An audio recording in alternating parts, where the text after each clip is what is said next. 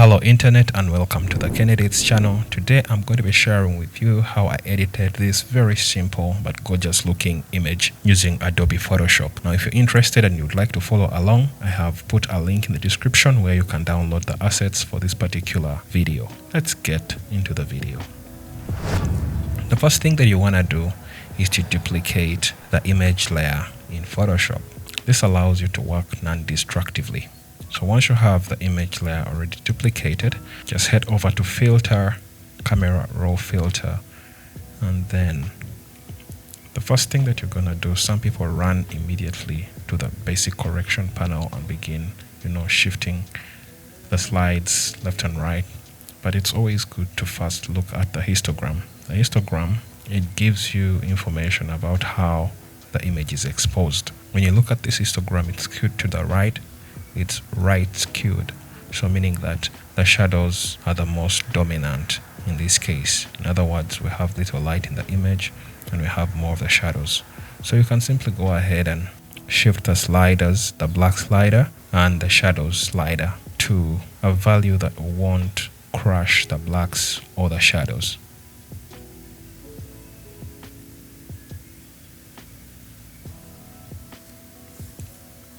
So as you're doing this, you realize that the histogram is also shifting along. That shows you how the light in your image is changing.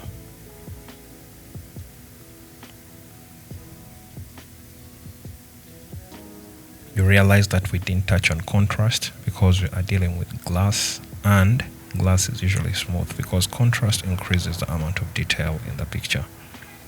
So we'll then go to vibrance and increase the vibrance just a tiny bit. We can then move on to the calibration panel.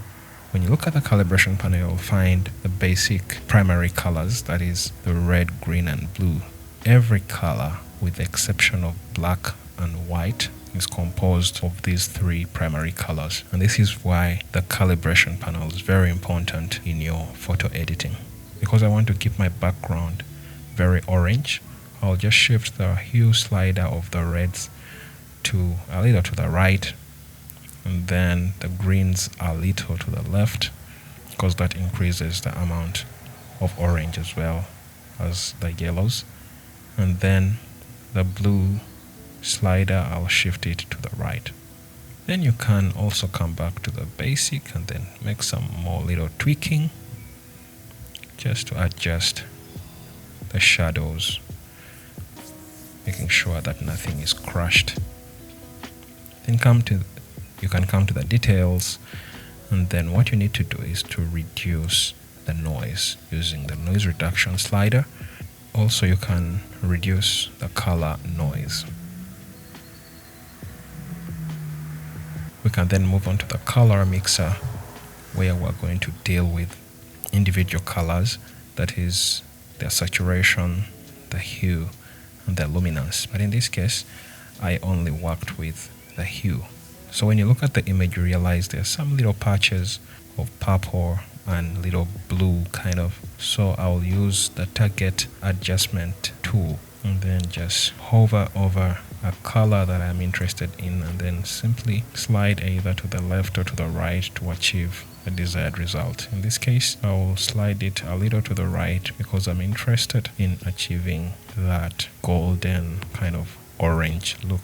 You can also go ahead to the saturation and then increase the saturation of the reds. I also reduced the saturation of the magenta and the purples as well, because I really wanted this image to look very orange. Then if you're using a higher version of Photoshop, you have this color grading panel. So we'll adjust the midtones to some orange-like color, the same for the shadows, and we shall leave the highlights untampered with. Again, this is just a personal preference. You can move the sliders and shift the colors to whatever you desire. Once you're done, just click OK, and then Photoshop will update that layer. So when you look at our image here, you realize that the top of the frame has some sort of black bar. That is the area that was not illuminated. So what we're going to do is just hit L on your keyboard. That pulls up the lasso tool and you make a quick drawing of the area. In this case, you're selecting that area that is dark and then head over to Edit and Content aware fill.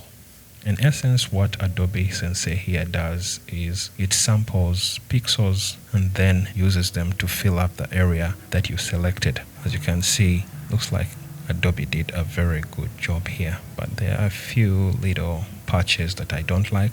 We shall come back to that later on and clean it up using either the healing brush or the spot healing brush tool. So select both layers, these two layers, the copy of the background and then the content aware fill layer, and then hit Ctrl E to merge the layers. Our next step is now to clean up any little undesired spots on the image and blemishes.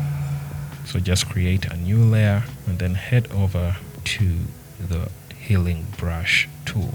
With the healing brush tool, you have the luxury to sample areas of similar pixels. So select the healing brush tool and make sure that sample is current and below.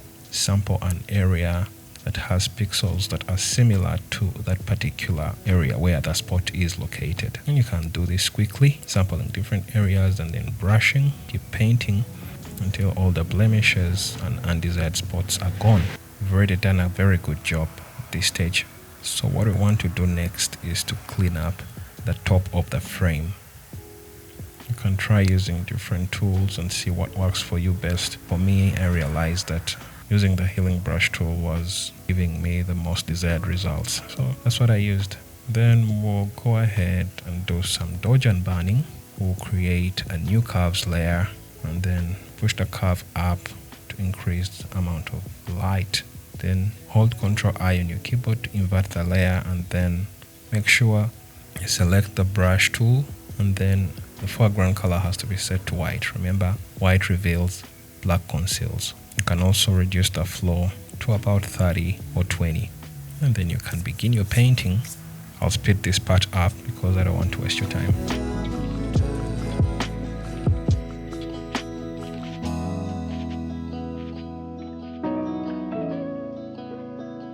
You can also use the dodge and burn tools in this scenario. Just make sure the image layer is selected, like layer 1 is selected, and then you can go ahead and use the dodge tool. What the dodge tool does is it increases the amount of light on pixels, and then the burn tool, like the word suggests, it burns those pixels and makes them darker. So in this image, we want to make the light appear more accented on the right hand of the image. So the shadows are kind of falling to the left of the image. So you can make simple adjustments and keep painting.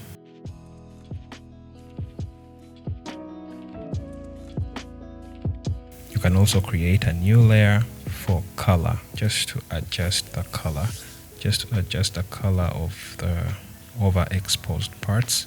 And then you can sample using the brush and just paint over those parts, making sure that the blending mode is set to soft light. You can use other blending modes, but I prefer soft light.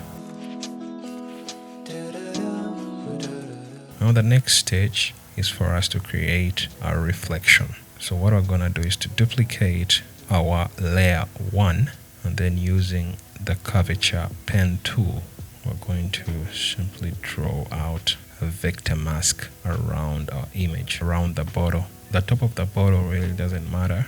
What we need is mostly like the bottom of the bottle. So right click and then create vector mask. Then make sure that this little icon auto select is unchecked. This will allow you to move only the selected layer. Then come to edit, then free transform and select flip vertical, and then simply drag the vector to the bottom to the point where it just touches the bottle, and that becomes a reflection. You can then go ahead and fine-tune the light using the dodge and burn tool. At this point our image is almost done. Looks pretty good. That's the before and that's the after. If you found this video helpful, kindly hit the subscribe button and also make sure you turn on the post notification bells. I love you guys and see you in the next video.